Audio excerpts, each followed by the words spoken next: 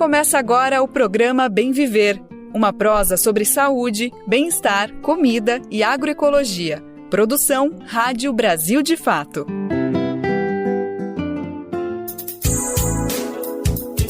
E hoje é terça-feira, dia 20 de fevereiro de 2024, é mais um Bem Viver começando, é mais um Bem Viver invadindo as ondas do rádio, as ondas da internet, pedindo licença para entrar aí na sua casa.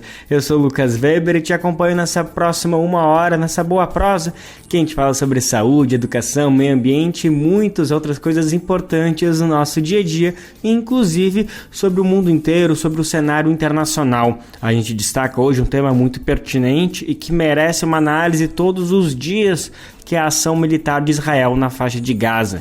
Dia após dia aumenta o número de vítimas civis na região, um fato que, por exemplo, levou o presidente Lula no último final de semana a afirmar que o caso se trata de um genocídio e não de uma guerra. A gente tem uma conversa para entender melhor esse cenário, que é com Walid Rabah. Ele é presidente da FEPAL, a Federação Árabe Palestina do Brasil. Esse é um, mas são vários os destaques do programa de hoje. Bora lá ver o que a gente preparou para hoje.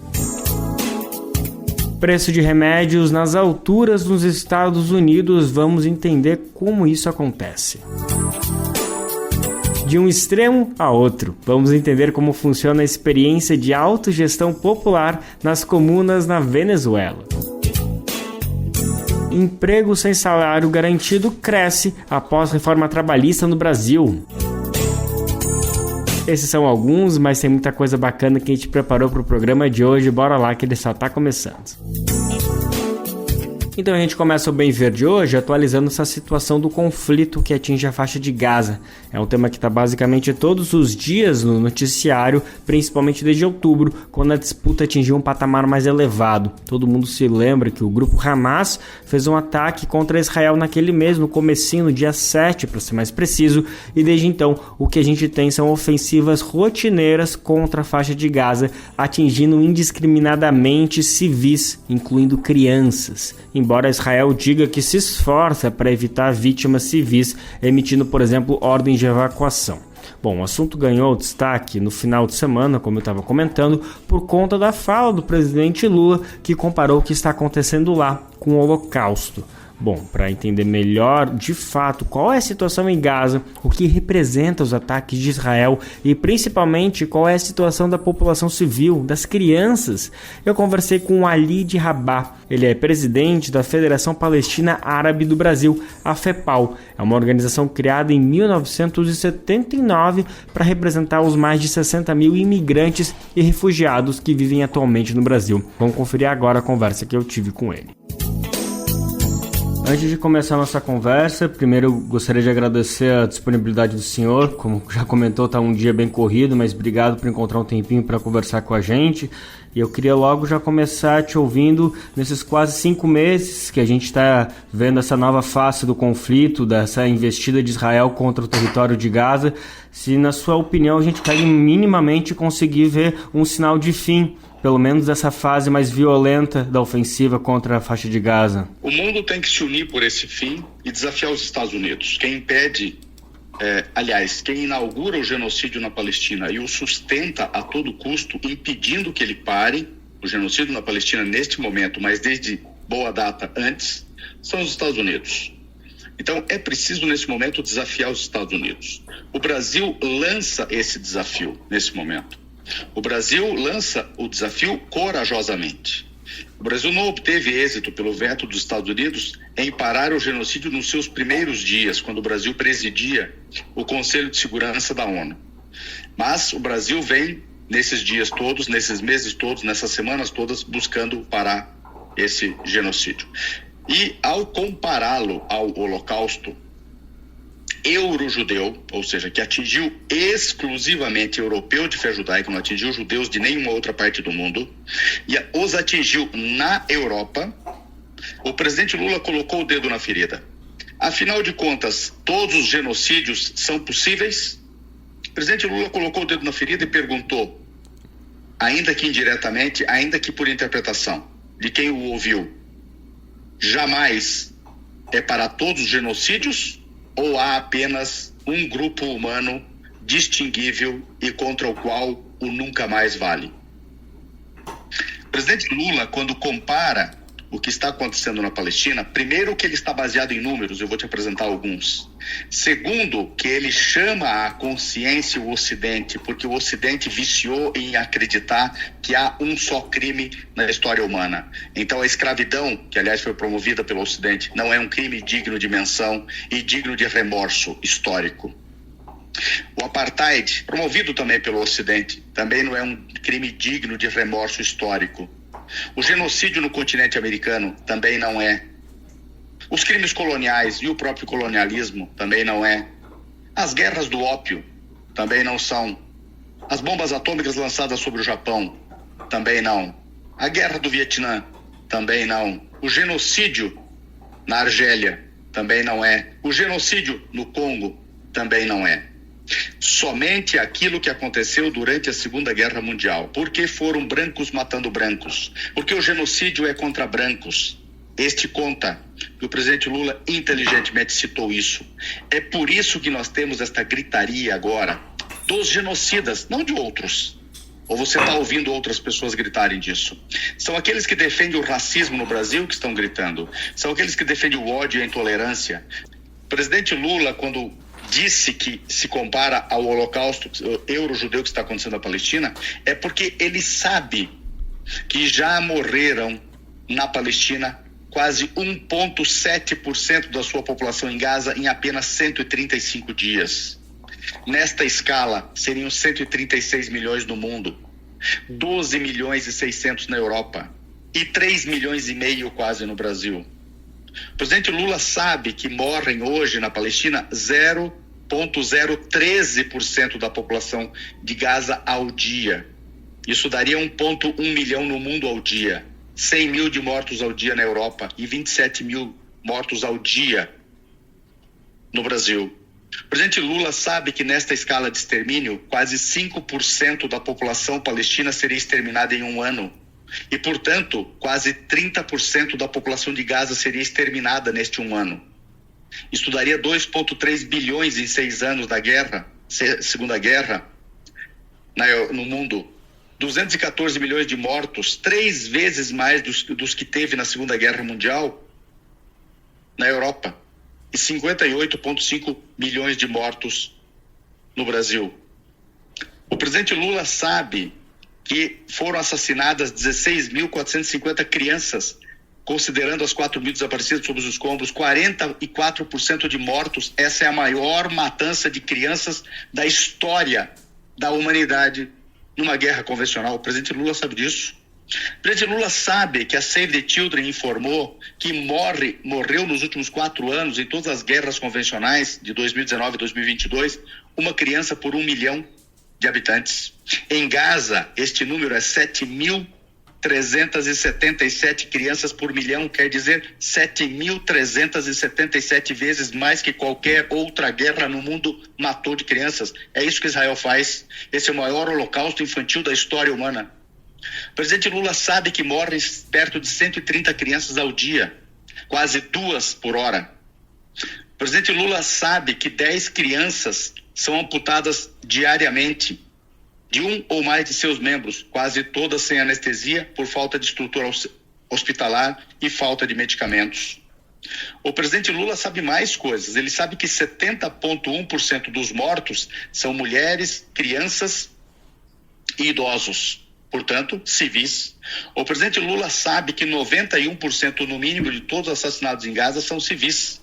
Apenas 9% seriam eventualmente não civis e não necessariamente combatentes, apenas alvos escolhidos por Israel por não serem do seu gosto. O presidente Lula sabe, portanto, que atualmente em Gaza, Israel mata 236 vezes mais, em termos comparativos, crianças do que morreram na Segunda Guerra Mundial. Então, veja, é disso que nós estamos falando. Logo, é sim comparável, é sim um genocídio, Lula está certo, e é por isso que nós estamos enfrentando essa grita exatamente dos que apoiam o genocídio. Walid, todos os números que o senhor traz são extremamente estarrecedores, difíceis de conceber se a gente não estivesse acompanhando dia a dia todas as notícias que chegam. E frente a tudo isso, especialmente esses números horrendos que o senhor tão bem comenta a respeito das crianças, eu fico pensando se não poderia ser possível um momento de uma união global que se não é possível de frear essa mortandade geral, esse conflito, essa fase que acontece nesse momento, se pudesse ao menos um cessar-fogo que conseguisse conceber, proteger ao menos essas crianças. A gente começou hoje na Corte Internacional de Justiça do Tribunal da ONU uma série de audiências para analisar justamente as consequências legais da ocupação de Israel em territórios palestinos. O senhor acredita que talvez a partir dessa frente ao menos um cessar-fogo envolvendo a proteção das crianças seja possível nesse momento? Nós defendemos desde o princípio um cessar-fogo imediato, mas tem que ultrapassar o cessar-fogo. Nós tivemos já incontáveis cessar-fogos na Palestina desde 1976 e em Gaza, no mínimo, mais recentemente falando, desde 2008. E de lá para cá, nós contamos agora com as quase 40 mil vítimas de agora, perto de 70 mil vítimas fatais, e estamos falando de pelo menos 150 mil feridos, quase todos graves ou mutilados. Isso nunca aconteceu na história humana. Então, é preciso, nesse momento, haver, primeiro de tudo, um cessar-fogo imediato. Segundo, o desbloqueio da faixa de Gaza. Terceiro, a retirada de Israel de todos os territórios palestinos ocupados a partir de 67. Terceiro, uma conferência de paz presidida pela ONU, em que outros países integrem a conferência como chamantes dela, para que ela tenha sucesso. Não pode ficar na mão dos Estados Unidos e da União Europeia apenas. Além do mais, é preciso uma força internacional de paz deslocada para a Palestina, para defender o povo palestino, para se contrapor a Israel. Deve ser uma força de paz robusta, uma força de paz inclusive com defesa antiaérea. Israel não pode ter licença para matar. Se for necessário uma força de paz capaz de, frente a descumprimento do cessar-fogo por Israel, advertir Israel primeiro e depois reagir belicamente. Israel não pode mais ficar impune no direito internacional e no campo bélico. Israel tem que enfrentar as consequências dos seus crimes de lesa humanidade. Se for necessário, Israel deve ser bloqueado militarmente, além de bloqueado economicamente por meio de boicotes, sanções e desinvestimento. Eu queria ouvir do senhor também se você acredita que essa fala do presidente Lula pode ter acelerado de alguma maneira todas essas reivindicações que o senhor estava pontuando agora, desse cessar-fogo e todas essas outras medidas. Pode sim. E vou te responder por quê. Porque não é visível ainda, mas há um apoio de mais de 80 países imediatamente ao presidente Lula e líderes de grandes países, não de países pequenos e insignificantes. E, além do mais, há apoio tácito da esmagadora maioria dos países. Quando nós falamos do apoio público ao presidente Lula, quando nós consideramos os países que estão aderindo ao pedido de cessar-fogo e ao fim desse genocídio, etc., nós estamos falando de uma cobertura populacional de, no mínimo, 7,5 bilhões da população no mundo. No mínimo. Estamos falando da quase totalidade da economia mundial, da quase totalidade da geografia mundial. Estamos falando da quase totalidade da interferência política no mundo.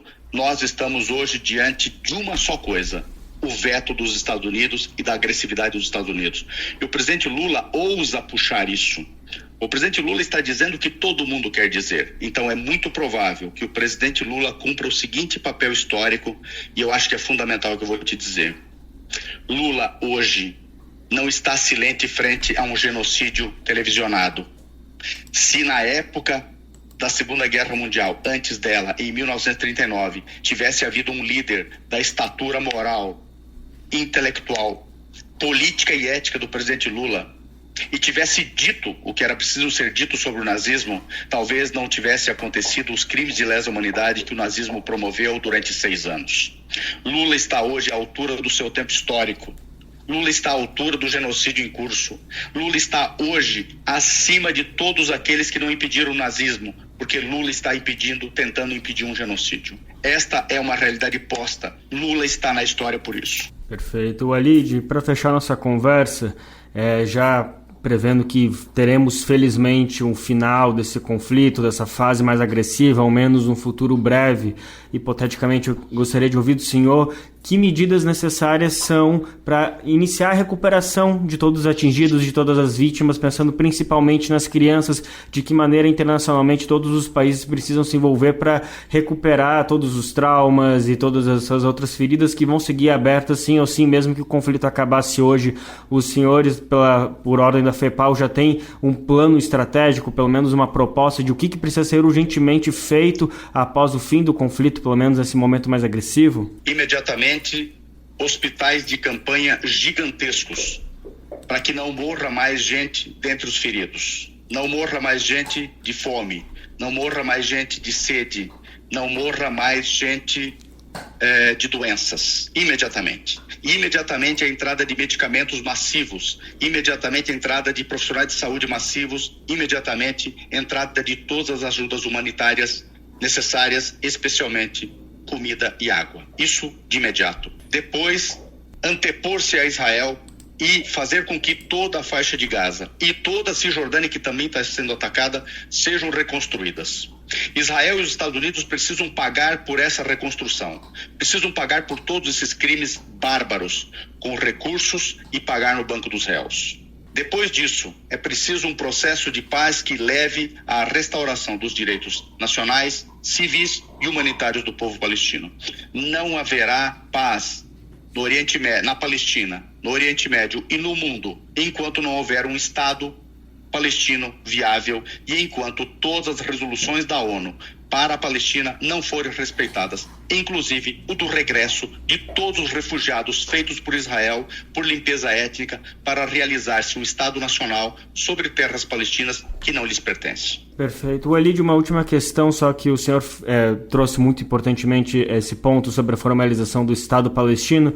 Na sua interpretação como presidente da FEPAL, é possível a construção desse Estado, a consolidação desse Estado por meios pacíficos, sem utilização de guerra e qualquer outra violência? Primeiro de tudo, é importante salientar que é isso que nós defendemos. Segundo, vários outros processos no mundo aconteceram e consolidou-se a paz. Eu cito a África do Sul, que era um regime de apartheid supremacista e que era baseado na exclusão da população originária, à semelhança do que acontece. É preciso desarmar Israel, é preciso que os Estados Unidos abdiquem do controle daquela região e é preciso que outros atores sejam chamados para este processo. Da parte de nossa, palestinos, estamos abertos para o fim de qualquer tipo de hostilidade e para sepultar qualquer possibilidade, inclusive inaugurada por Israel, de ódio, de intolerância, de supremacia, de racismo, enfim. Nós queremos a concórdia na Palestina para todos que estão lá, inclusive para aqueles que vieram construir um projeto colonial enganados pelos sionistas. Nós sabemos que eles são vítimas do sionismo, não tanto quanto os palestinos, mas também são vítimas. Nós queremos libertar a Palestina do sionismo e do apartheid. E com isso vamos libertar, tenha certeza disso, o judaísmo do sionismo, porque o judaísmo é a primeira vítima do sionismo. Perfeito, agradeço mais uma vez a disponibilidade. Obrigado, mestre, um abraço, bom trabalho para você aí. Bom, a gente acabou de ouvir a conversa que eu tive com Walid Rabah, ele é presidente da FEPAL, a Federação Palestina Árabe do Brasil. Na conversa eu questionei ele o que pode se esperar do Tribunal Penal da ONU, que começou ontem, não hoje como eu me equivoquei na entrevista, a analisar a ocupação israelense em Gaza. A Palestina acusa o país de genocídio e apartheid.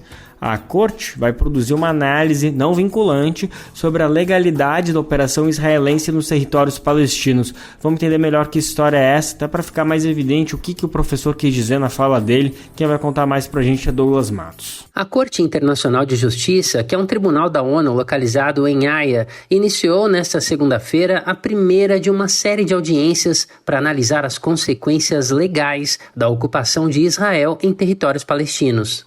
Riyad al-Malik, ministro das Relações Exteriores da Autoridade Palestina, esteve representando os palestinos e disse que o seu povo sofre com colonialismo e apartheid cometido pela ocupação israelense. O ministro afirmou ainda que o governo de Israel deu aos palestinos o direito de escolher entre a migração forçada, a subjugação ou a morte, cometendo uma limpeza étnica, um apartheid e um genocídio. Segundo as palavras dele, abre aspas, Um palestino pode passar a sua vida toda como um refugiado, com a sua dignidade e seu direito de retornar ao lar negados, sob constante ameaça, ver seus entes queridos presos indefinidamente por Israel e ver a sua terra anexada e colonizada, fecha aspas. Apesar de ocorrer durante o mais recente massacre cometido pelos israelenses na faixa de Gaza, que começou no dia 7 de outubro do ano passado, as audiências que tiveram início nesta segunda-feira em Haia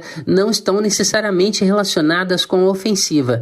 Elas ocorrem após a Assembleia Geral da ONU pedir uma chamada opinião consultiva, não vinculada à Corte Internacional, sobre as consequências jurídicas derivadas das políticas e práticas de Israel nos territórios palestinos ocupados, incluindo Jerusalém Oriental. Até 52 países devem participar, entre eles Estados Unidos, Rússia e China. Israel, que não deve fazer parte das audiências, alegou nesta segunda-feira que a Corte Internacional de Justiça não teria legitimidade para o caso e disse que as audiências querem atacar o direito de Israel de se defender. De São Paulo, da Rádio Brasil de Fato, locução Douglas Matos.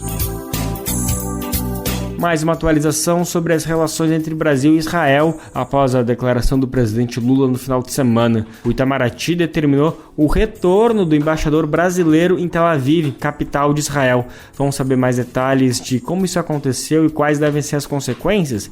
Quem explica pra gente é Gabriel Brum, da Rádio Agência Nacional. O ministro das Relações Exteriores, Mauro Vieira, convocou o embaixador israelense no Brasil, Daniel Zonshine, para reunião nesta segunda-feira no Palácio Itamaraty, no Rio de Janeiro. O chanceler brasileiro ainda determinou que o embaixador brasileiro em Israel, Frederico Mayer, volte ao Brasil. A viagem de retorno está marcada para esta terça-feira. De acordo com o governo brasileiro, essas medidas foram tomadas por conta da gravidade das declarações do governo de Israel nesta segunda-feira. O chanceler israelense, Israel Katz, chamou o embaixador brasileiro para uma reunião no Memorial do Holocausto nesta segunda e declarou o presidente Lula uma persona não grata em Israel até que se desculpe por comparar as ações de Israel na faixa de Gaza ao Holocausto nazista. Numa entrevista coletiva nesse domingo, Lula criticou o tamanho da resposta israelense aos ataques do Hamas. O que está acontecendo na faixa de Gaza com o povo palestino não existe em nenhum outro momento histórico. Aliás, existiu quando Hitler resolveu matar os judeus.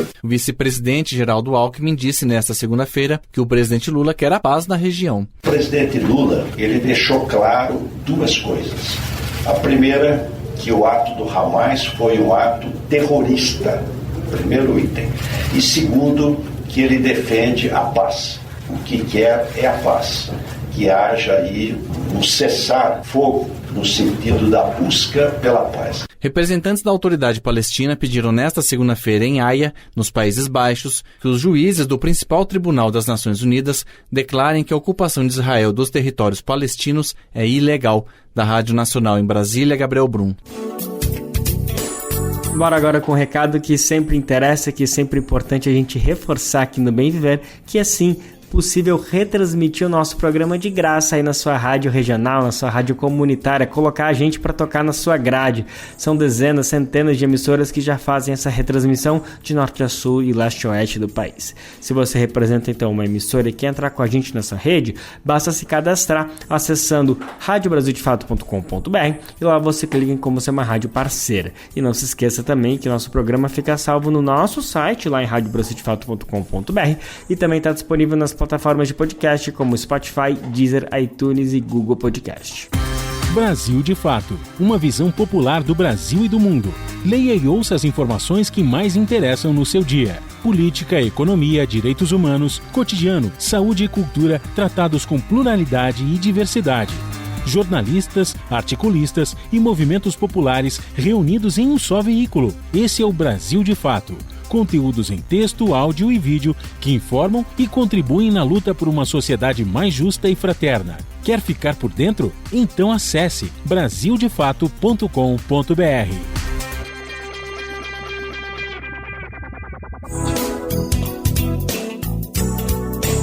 Vamos seguir falando do mundo afora. Nos Estados Unidos, os CEOs da indústria farmacêutica tiveram que responder no Senado a uma pergunta simples: por que o custo dos medicamentos no país é tão mais caro que no resto do mundo? O nosso repórter Pedro Paiva, correspondente do Brasil de Fato em Nova York, tem detalhes sobre esse caso. Uma pesquisa recente da Rand Research revelou um fato que muitos estadunidenses já sabiam. Os Estados Unidos é o país que paga mais caro por medicamentos no mundo, ou pelo menos na lista de 33 países pesquisados. No geral, um remédio no país custa 278% mais do que na média do restante do mundo. Quando se trata de um medicamento patenteado, o preço é ainda mais elevado, 422% mais caro do que nos outros países. Essa é uma realidade que afeta a saúde física e financeira de muitas famílias. Andrew York, diretor executivo do Conselho de Acessibilidade de Medicamentos Prescritos de Maryland, conversou com o Brasil de Fato sobre o assunto. Nós ouvimos todos os dias de pacientes que estão precisando decidir entre comprar seus remédios ou pagar o seu aluguel, ou colocar comida na mesa. Então, essas são decisões reais que os pacientes precisam tomar. Eu acho que a principal coisa que você vai ouvir nos últimos anos é a insulina, muito porque é uma medicação que salva vidas. E houve muitos casos onde pacientes tiveram de escolher não comprar a insulina, que é um medicamento que salva vidas, e tiveram consequências trágicas associadas a isso. De fato, a insulina se transformou em uma espécie de símbolo da disparidade entre o que os estadunidenses pagam e o que o restante do mundo paga. Para efeito de comparação, o levantamento da Rand Research revelou que um frasco do medicamento nos Estados Unidos custa em média $98, ou R$487, enquanto no vizinho Canadá custa apenas $12, ou R$60. Um frasco de insulina tem a duração de 28 dias. O problema do custo elevado das medicações parece estar ligado a outro, o próprio sistema de saúde do país, que é majoritariamente composto pelo setor privado. Isso porque a falta de um sistema público de saúde robusto dificulta na negociação de preços com a indústria. Andrew York comenta.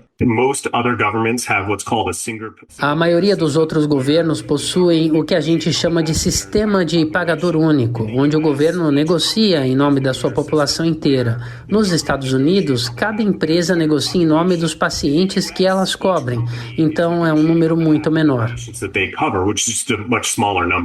Com o objetivo de chegar ao cerne da questão, o Comitê sobre Preços de Medicamentos Prescritos do Senado realizou uma sabatina no dia 8 de fevereiro, com 3 CEOs da indústria farmacêutica. Na liderança estava Bernie Sanders, senador independente que há anos defende uma mudança no sistema de saúde do país. And let's be clear. E vamos ser claros, a grande beneficiária desses preços altos de medicamentos é a indústria farmacêutica. Como nós sabemos disso? Bem, é exatamente isso que eles dizem aos seus investidores. De acordo com o seu próprio relatório aos acionistas, Bristol Myers Squibb fez $34 bilhões vendendo anticoagulante Eliquis nos Estados Unidos, comparado com apenas $22 bilhões no restante do mundo todo. Eles fazem dinheiro nos Estados Unidos. Em outras palavras, os Estados Unidos correspondem a aproximadamente 2/3 de todas as vendas globais de Eliquis. Nem sequer $1 desse valor vai para intermediários. 100% vai para Bristol Myers Squibb. 100% of it is going to Bristol Myers Squibb. Bernie defende que o problema não está apenas nos preços abusivos, mas também no controle econômico que a indústria farmacêutica exerce sobre a política no país. Unbelievable. This is an astounding fact. É inacreditável, esse é um dado chocante. No ano passado, empresas de medicamentos tinham mais de 1.800 lobistas bem pagos aqui em Washington para garantir que o Congresso fizesse a sua parte. Existem 535 congressistas e 1.800 lobistas bem pagos, mais de 3 para cada congressista. Se você quiser saber por que você está pagando os valores mais caros do mundo nos Estados Unidos, é por causa disso. De Nova York, nos Estados Unidos, para a Rádio Brasil de Fato, Pedro Paiva. Vale sempre lembrar que aqui no Brasil a gente tem o nosso querido, sagrado, defensável até as últimas instâncias, o SUS, o Sistema Único de Saúde, que é um dos maiores e mais complexos sistemas de saúde pública do mundo inteiro. Na realidade do país, o sistema possibilita não apenas o acesso a medicamentos, mas uma série de serviços de atenção primária até o transplante de órgãos. Vale lembrar que hoje, 20 de fevereiro, é conhecido como o Dia Nacional de Combate às Drogas e ao Alcoolismo. O objetivo do dia é debater com a população sobre os danos que o consumo de bebida alcoólica e outras drogas pode provocar no nosso organismo. E para marcar essa data, a gente traz aqui uma mensagem de Sérgio Alarcon. Ele é médico, psiquiatra e pesquisador em ciências na área da saúde pública pela Escola Nacional da Saúde Pública Sérgio Arouca, que é da Fiocruz. No quadro Repórter SUS, ele fez uma avaliação do cenário e explica como vem sendo construída a base de tratamento no Sistema Único de Saúde. No Brasil, dá para falar que 70%, 80% da população adulta já fez uso de álcool na vida. E que em torno de 5 a 9, 10% acabam desenvolvendo o uso patológico de álcool. A prevalência geralmente maior entre homens, né? Mais ou menos 60% dos usuários patológicos são homens. Né? É importante a gente colocar, né, quais são os tratamentos oferecidos pelo Sistema Único de Saúde para os casos de uso patológico. Né?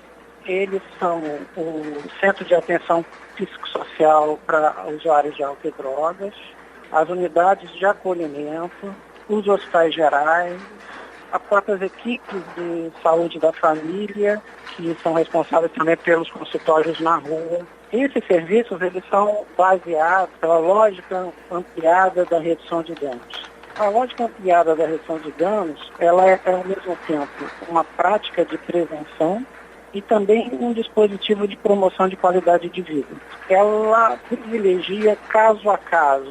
Então não há um pressuposto de que haja uma fórmula capaz de dar conta de toda a complexidade do uso patológico de álcool. Em geral, a gente interna o usuário patológico por causa de situações específicas.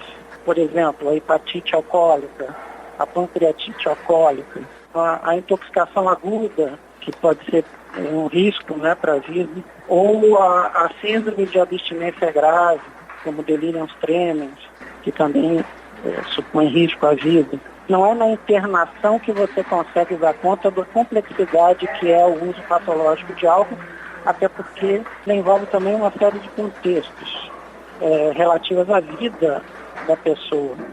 Como é que a pessoa deve agir se tem um parente, um vizinho, uma pessoa amiga com problema relativo ao uso patológico? Primeiro, convencer essa pessoa a buscar um auxílio. Se isso não for possível de imediato, buscar ela mesma um desses serviços que eu citei, especialmente os centros de atenção sociais, né, próximos à residência, ou uma equipe de saúde da família próximo à residência da pessoa acometida.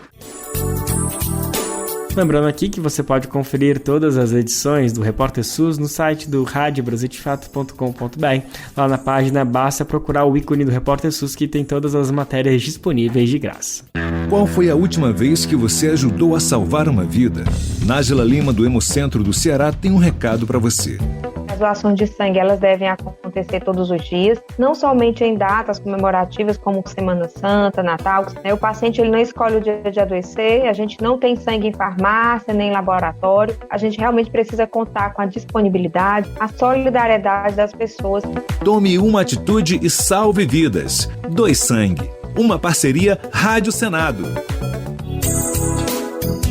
O papo da gente agora é sobre as chamadas comunas, que são organizações da Venezuela que têm esse espaço de autogestão comunitária. Os espaços podem ser tanto em bairros como também em comunidades rurais. A gente vai conferir agora uma reportagem de Lourenço Santiago, do Brasil de Fato, para entender como funciona essa experiência de autogestão popular no país. As comunas têm responsabilidade sobre economia e política dentro dos territórios. Vamos entender como funciona essa iniciativa muito bacana própria da Venezuela. A Venezuela tem um tipo próprio de organização social e política que tem como base os bairros urbanos e comunidades rurais. As chamadas comunas foram criadas a partir da Lei Orgânica de Comunas, promulgada em 2010 pelo então presidente Hugo Chávez. Essa lei definiu que as comunas são uma nova forma de organização social baseada na autogestão e com diálogo permanente com o Estado. Elas, inclusive, têm prioridade na transferência de recursos, e as comunas não precisam ficar restritas a um estado ou município. Ou seja, uma mesma comuna pode abranger mais de uma cidade. Fundada em 2022, a União Comuneira hoje é a organização que tem maior participação e capilaridade entre as comunas venezuelanas. Segundo o militante e dirigente da União Comuneira, Felipe Banega, além de uma organização política, as comunas têm que seguir regras definidas na Constituição. A maioria das comunas é uma forma administrativa que não tem nenhum pagamento econômico ou orçamento. Nós solicitamos recursos ante o Estado para executar projetos no território. As comunas também têm um exercício que é a Lei de Economia Comunal, que reconhece 4 tipos de organização a nível econômico: as empresas de propriedade social direta comunal, as unidades de produção familiar, os grupos de intercâmbio ou as empresas de propriedade social indireta comunal, que são empresas mistas, com metade administrada pelo Estado e metade pela coluna. Então, isso é mais ou menos o papel da comuna, não só administrar as questões políticas, mas também econômicas. Uma das medidas para a implementação das comunas e o diálogo permanente com essas organizações foi a criação do Ministério das Comunas. De acordo com o órgão, de 2012 a 2023 foram registradas 3.641 comunas, sendo 893 urbanas, 971 rurais, 53 indígenas e 1.724 suburbanas ou mistas. Mas a organização das comunas também se dá no campo político. A definição de como será a linha de cada organização é definida em seus conselhos comunais, que são espaços de representação e deliberação dentro das comunas. Além de fazer a gestão das políticas públicas, estes grupos também discutem questões de trabalho e renda da população. O historiador doutor pela Universidade Nacional de Artes, Douglas Altuve, afirma que as comunas não têm necessariamente a mesma linha política. No momento em que se promulga a lei, as comunas são formadas para que todos os setores do país se organizem. Na maioria dos casos, as comunas são de caráter bolivariano, mas há conselhos comunais que estão organizados e que não são a favor do governo. A União Comuneira completará 2 anos no próximo dia 4 de março. Como parte de um novo projeto, a organização pretende incorporar ou criar comunas em mais 4 estados, além de reativar a presença em Monagas. Hoje, a União Comuneira reúne 65 comunas e mantém o mesmo objetivo desde a fundação: formar um estado comunal que tenha como base as organizações sociais. Felipe Banega explica que o Estado comunal é uma forma que já está na Constituição, mas que precisa ser consolidado.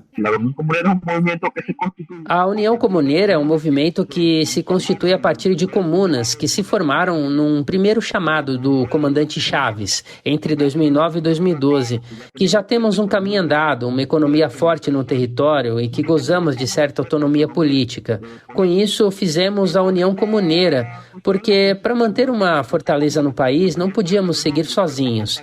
Teríamos que nos juntar por um projeto maior que consiga estabelecer o projeto de Chávez em um Estado comunal. Esse projeto envolve a construção de um Estado novo, com novas institucionalidades, novas maneiras de administrar os territórios e trocas na sociedade. Com a lei promulgada em 2010, o governo de Chávez institucionalizou uma forma de organização que não era comum no país. A ideia era descentralizar o poder executivo, para o que passou a ser chamado constitucionalmente de poder popular. Segundo Douglas Altuve, a popularidade de Hugo Chávez foi fundamental para a promulgação da lei em 2010. O presidente Chávez foi muito popular nas bases. As bases gostavam muito dele. No momento em que aprova essa lei, a aprovação do presidente era de quase 70%. Isso faz com que o presidente confie mais no povo, como ente que exerce de forma direta o poder nas necessidades que eles têm. O governo do presidente Chávez dá muita importância porque há necessidade de que o poder se empodere e que tenha essa decisão. Por exemplo, na cidade de Caracas, quem melhor sabe as necessidades do povo é a comunidade organizada sobre as questões de água, luz, comunicação, alimentos. el tema de luz, el tema comunicacional, el tema de alimentos. Felipe Banega, dirigente da organização, resume o papel da União Comuneira. Não planejamos que a União Comuneira seja o fim do nosso processo político, mas seja uma ferramenta para o nosso fim, que é o Estado comunal. De São Paulo, da Rádio Brasil de Fato, Lourenço Santiago. Vale destacar que essa matéria está na versão em vídeo e texto, além, é claro, do áudio que a gente acabou de escutar. Quem está com curiosidade pode tanto procurar a matéria no brasildefato.com.br ou também vai lá no YouTube e procura o nosso canal, que tem a matéria prontinha para você ver e compartilhar. Jornada Latino-Americana e Caribenha de Integração dos Povos. Do dia 22 a 24 de fevereiro de 2024. Em Foz do Iguaçu, na tríplice fronteira entre Argentina, Brasil e Paraguai. Articulemos as lutas dos movimentos populares em toda a América Latina e Caribe. Não ao imperialismo, sim para a integração dos povos. De 22 a 24 de fevereiro, em Foz do Iguaçu, além das fronteiras. Vamos falar agora de um assunto bem indigesto, a chamada reforma trabalhista que atingiu o Brasil ainda em 2017. Na época, o então presidente Michel Temer defendeu a mudança na CLT, a consolidação das leis trabalhistas, como forma de reduzir o desemprego, mas o que se vê na prática é outra coisa. Os dados da realidade nesses quase 7 anos apontam que a CUT, a Central Única dos Trabalhadores, e outros sindicatos já alertavam na época. O que aconteceu? Na prática, o país teve aumento do desemprego e perda de muitos direitos importantes de trabalhadores e trabalhadoras. A gente vai conferir um pouquinho mais sobre essa análise de 7 anos desde a reforma trabalhista na reportagem de Vinícius Konchinski. A quantidade de trabalhadores que está formalmente empregado no Brasil, mas não recebe sequer R$1 de pagamento por mês, tem crescido. A possibilidade de contratação sem salário foi criada na reforma trabalhista de 2017 e desde então tem ganhado participação cada vez maior no mercado nacional. O crescimento está registrado em dados do Cadastro Geral de Empregados e Desempregados do Ministério do Trabalho e Emprego. De acordo com o CAGED, 5,86% das vagas de emprego com carteira assinada criadas no Brasil em 2023 foram de trabalho intermitente. Em 2021, as vagas de trabalho intermitente eram pouco mais de 3% do saldo de contratações. Já em 2022, representavam quase 4,5% do total. O trabalho intermitente é aquele que o empregado não tem uma jornada estabelecida a cumprir. Na prática, ele trabalha só quando é convocado pelo patrão e cumpre as horas conforme a necessidade da empresa, recebendo um pagamento proporcional a essas horas. Por isso, não tem garantido um salário fixo por mês. Na verdade, não tem salário algum, porque pode até mesmo não ser convocado e assim nada receber.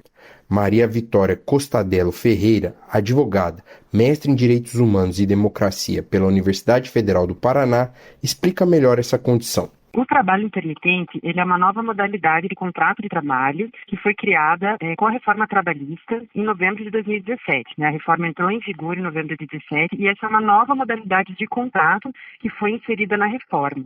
Ele se caracteriza principalmente pela ausência de continuidade, né? Então ele é um contrato formal de trabalho, mas ele não tem um elemento dos outros contratos normais, né? De continuidade, que a pessoa presta serviço sempre. Você não sabe quando vai ser chamado, você não tem estabilidade, você vai ter que ter vários contratos com vários empregadores, então é muito mais inseguro. Em 2020, o saldo de contratações do trabalho intermitente foi de aproximadamente 72 mil. Em 2023, subiu para pouco mais de 87 mil. O trabalho intermitente é hoje considerado um trabalho não típico, justamente por conta de suas características. Desta forma, se equipara ao trabalho temporário e de aprendiz. O governo federal estima que cerca de 5 milhões dos quase 44 milhões de trabalhadores formalmente empregados no país, ao final de 2023, eram trabalhadores não típicos. Procurado pelo Brasil de Fato no último dia 2, o Ministério do Trabalho e Emprego ainda não informou quantos dos não típicos eram intermitentes.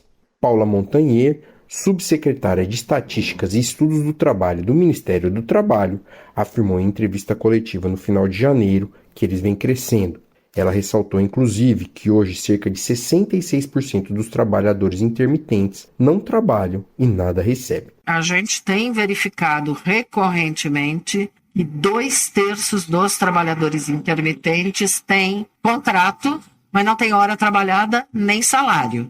Então, existe a potencialidade, mas eles não têm trabalho nem rendimento. Então, a gente tem discutido muito isso, porque a regra do que é trabalho é ter trabalhado pelo menos 1 hora, né? E essas pessoas têm o vínculo, mas não têm trabalho. O dado mais recente de 2023, aliás, é pior do que o verificado pelo DIEESE em 2021.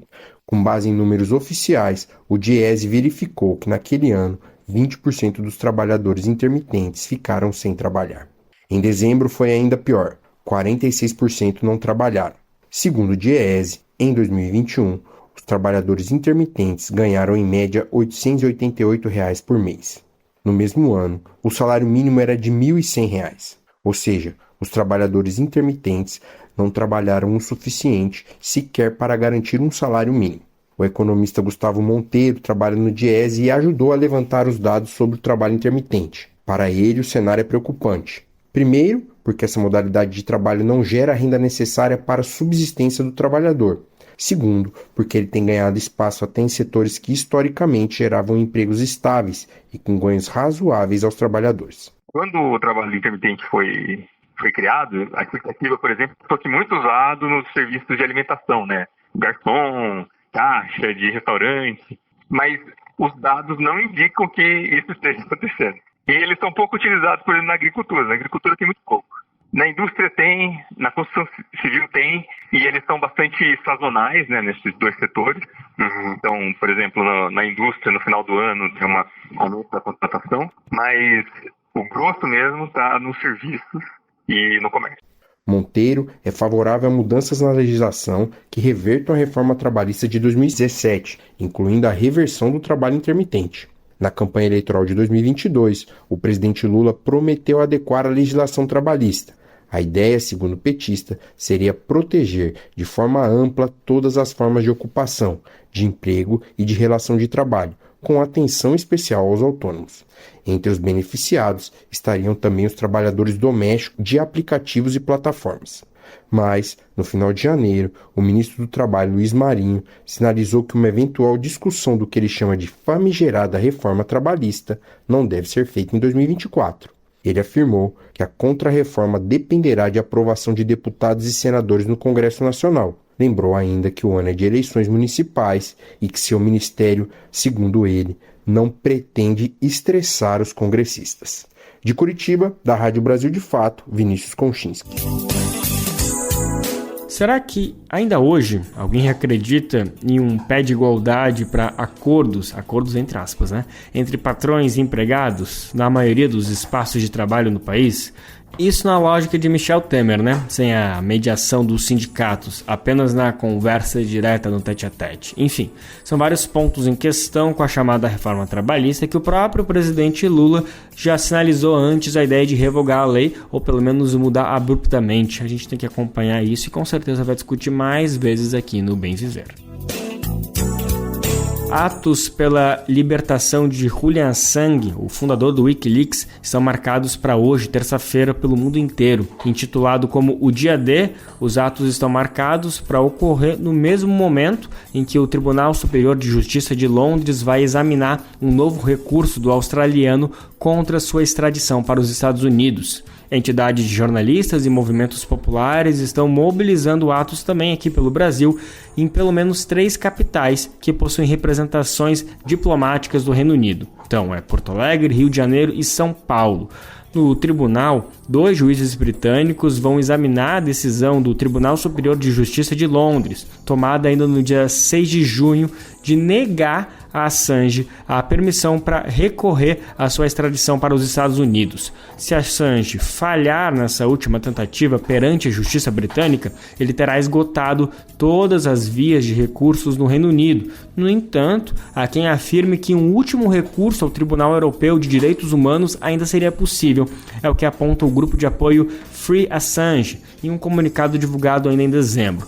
Com 52 anos, Assange está sendo processado nos Estados Unidos por ter publicado, desde 2010, mais de 700 mil documentos confidenciais sobre as atividades militares e diplomáticas do país norte-americano, especialmente no Iraque e no Afeganistão. Ele foi detido pela polícia britânica em 2019, atualmente está preso em Londres. Antes, ele passou 7 anos confinado na Embaixada do Equador, também em Londres, onde se refugiou para evitar ser extraditado para a Suécia. Caso ele seja extraditado, ele pode ser condenado a uma pena de 175 anos em prisão de segurança máxima em condições desumanas. Além dos direitos de Assange em si, o caso acende um debate importante sobre quais precedentes podem ser abertos ao exercício profissional do jornalismo de investigar e divulgar fatos. Bom, é óbvio que o Brasil de fato está acompanhando tudo o que está acontecendo em Londres. A gente vai trazer todos os detalhes aqui do Bem Ver ao longo da semana. Vamos trazer agora mais um desdobramento do crime que vitimou o jornalista britânico Dom Phillips e o indigenista brasileiro Bruno Pereira, isso em junho de 2022. A Justiça Federal do Amazonas negou a tese de legítima defesa aos acusados pelo assassinato. Os acusados pelo crime vão à júri popular. A gente vai saber mais detalhes de como anda esse processo agora na reportagem de Madison Euler, da Rádio Agência Nacional. O juiz federal Cláudio Gabriel de Paula Saide, da comarca de Tabatinga, no Amazonas, rejeitou a tese de legítima defesa e de restrições de defesa dos acusados apresentada pelos advogados dos 3 réus denunciados como responsáveis pelas mortes do indigenista Bruno Araújo Pereira e do jornalista britânico Dom Phillips. O crime aconteceu em junho de 2022, quando os dois faziam visitas em comunidades na terra indígena do Vale do Javari, na cidade de Atalaia do Norte, localizada no extremo oeste do estado do Amazonas. As mortes foram confirmadas durante a investigação após a confissão de um dos réus e quando os restos mortais das 2 vítimas foram encontrados cerca de 10 dias após o desaparecimento do jornalista e do indigenista. Em outubro do ano passado, o juiz Wendelson Pereira Pessoa, também da Justiça Federal em Tabatinga, já havia determinado que Amarildo da Costa de Oliveira, Jefferson da Silva Lima e Ozenei da Costa de Oliveira seriam julgados por duplo homicídio qualificado e ocultação de cadáver pelo júri popular.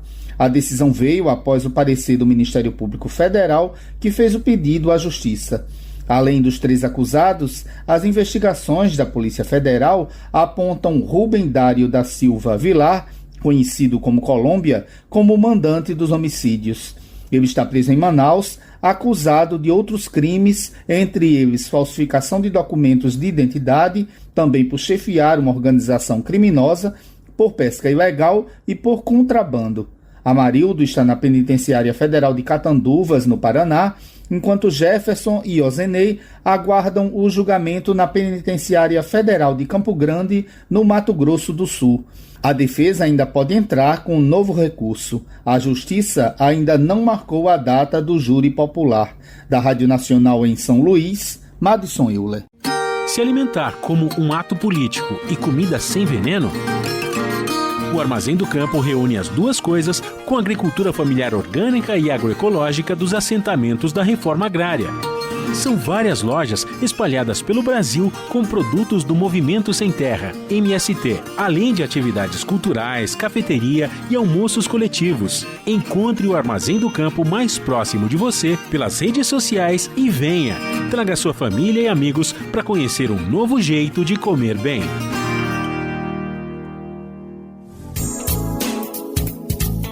E as inscrições para o concurso nacional unificado, o Enem dos concursos, acabaram na última sexta-feira, né?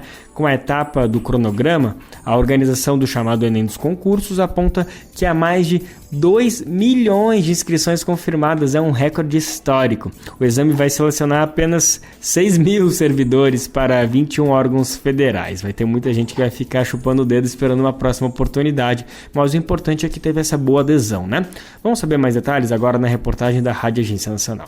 O concurso público nacional unificado tem mais de 2 milhões de inscrições confirmadas até agora.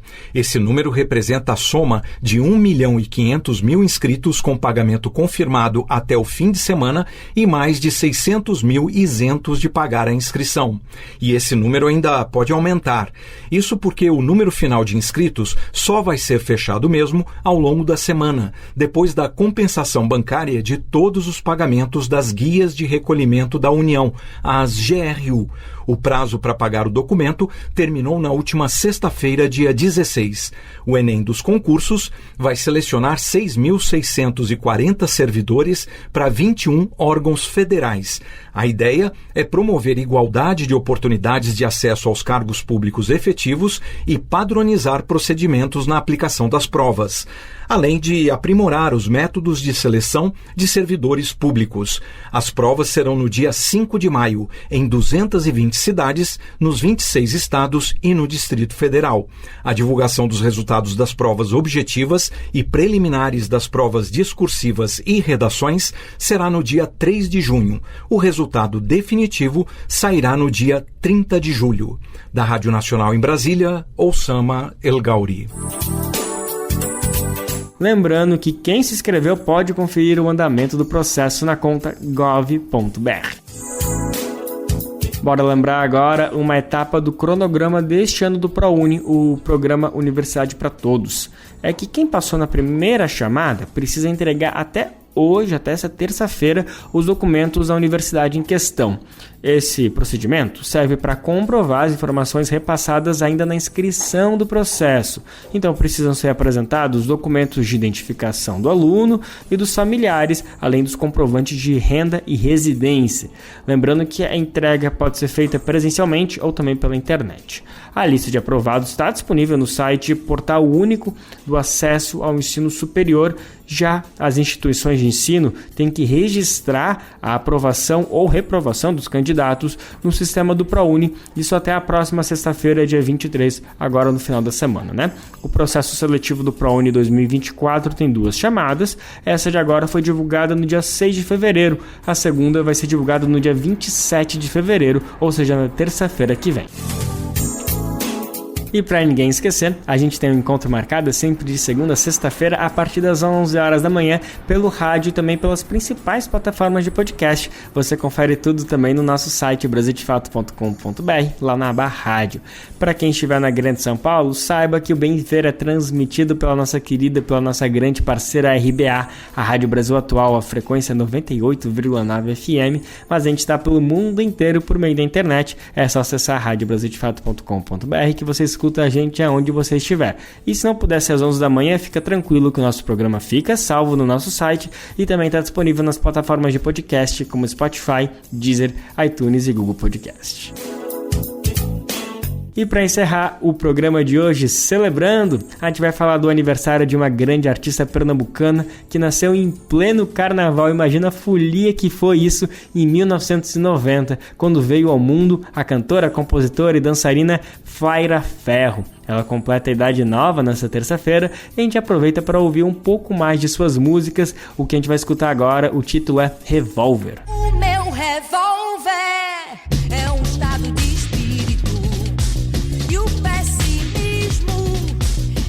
de quem tem dinheiro.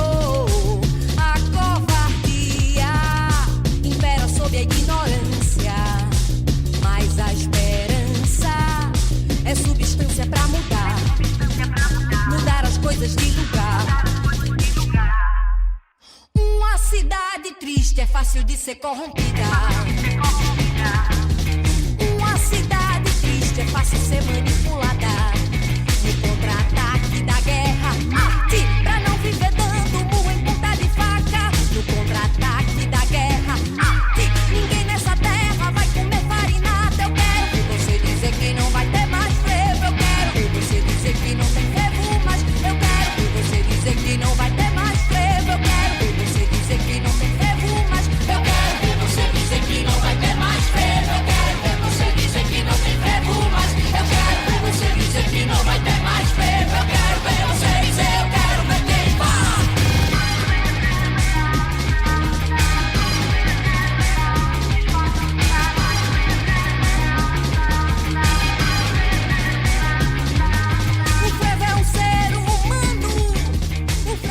E assim, a edição do Bem Viver de hoje fica por aqui. A gente está de volta sim ou sim amanhã, quarta-feira, com mais uma edição inédita, fresquinha do nosso programa, que você pode conferir na Rádio Brasil Atual 98,9 FM na Grande São Paulo ou pelo site radiobrasildefato.com.br.